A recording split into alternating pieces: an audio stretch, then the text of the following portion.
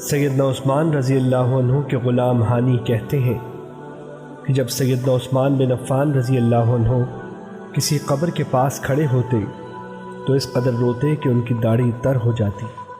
کسی نے ان سے کہا، آپ جنت اور دوزخ کا ذکر بھی کرتے ہیں لیکن اس وقت تو اتنا نہیں روتے اور قبر کو دیکھ کر اس قدر روتے ہیں۔ انہوں نے کہا کہ رسول اللہ صلی اللہ علیہ وسلم نے فرمایا ہے، قبر آخرت کی منزل میں سب سے پہلی منزل ہے۔ اگر کوئی آدمی اس میں کامیاب ہو جاتا ہے تو بعد والے مراحل اس سے زیادہ آسان ہو جائیں گے، لیکن اگر کوئی شخص اس سے ہی نجات نہ پا سکا تو بعد والے مراحل اس سے مشکل ہوں گے۔